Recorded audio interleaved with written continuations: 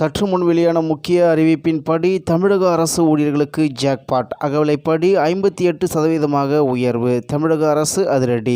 செய்தியை முழுமையாக கேட்கறதுக்கு முன்னாடி நம்ம சேனலை சப்ஸ்கிரைப் பண்ணலாம். சப்ஸ்கிரைப் பண்ணிக்கோங்க. மறக்காம பெல் பட்டனை கிளிக் பண்ணிக்கோங்க. அப்பதான் நம்மளுடைய அப்டேட்டட் நியூஸ் உங்களுக்கு உடனுக்குடன் வந்து சேரும். தமிழக அரசு ஊழியர்களுக்கு 3% அகவிலைப்படி உயர்த்தி முதல்வர் ஸ்டாலின் உத்தரவிட்டுள்ளார். இதன் மூலமாக தமிழக அரசு ஊழியர்கள் ஆசிரியர்களுக்கு 58% அகவிலைப்படி உயர்த்தி வழங்கப்படும் என்றும் ஜூலை 2025 1ஆம் தேதியிட்டு இந்த அகவிலைப்படி வழங்கப்படும் எனவும் முதல்வர் ஸ்டாலின் உத்தரவிட்டுள்ளார். மத்திய அரசு ஊழியர்களுக்கு அகவிலைப்படி உயர்த்தி வழங்கப்பட்ட நிலையில் தற்போது தமிழக அரசு ஊழியர்கள் ஆசிரியர்களுக்கும் அகவிலைப்படி உயர்த்தி தமிழக அரசு உத்தரவிட்டுள்ளது.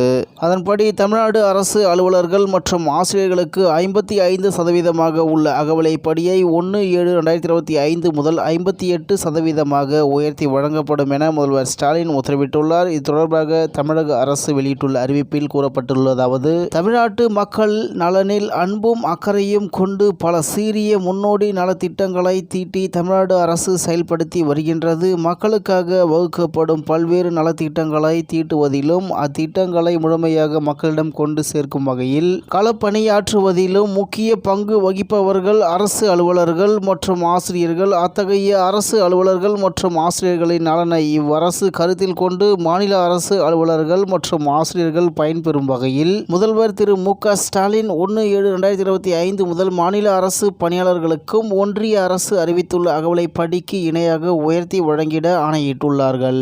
இந்நிலையில் இதன் விளைவாக 16 லட்சம் பேர் பயன்பெறுவார்கள். இதனால் தற்போது 55% உள்ள அகவிலைப்படி 3% உயர்த்தப்பட்டு 1/7/2025 முதல் 58% உயர்த்தி வழங்கப்படும். இந்த அகவிலைப்படி உயர்வால் சுமார் 16 லட்சம் அரசு அலுவலர்கள், ஆசிரியர்கள், ஓய்வூதியதாரர்கள் மற்றும் குடும்ப ஓய்வூதியதாரர்கள் பயன்பெறுவார்கள். இதனால் ஆண்டு ஒன்றுக்கு அரசுக்கு ரூபாய் 1829 கோடி கூடுதல் செலவினம் ஏற்படும்.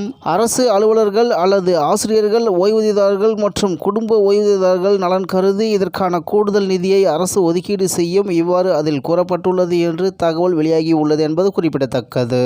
இத்துடன் இன்றைய முக்கிய செய்தி நிறைவு பெறுகிறது. மேலும் இது போன்ற செய்திகளை உடனுக்குடன் தெரிந்து கொள்ள ஆர்கே நியூஸ் தமிழ்நாடு சேனல் உடன் இருந்திருங்கள். நன்றி, வணக்கம்.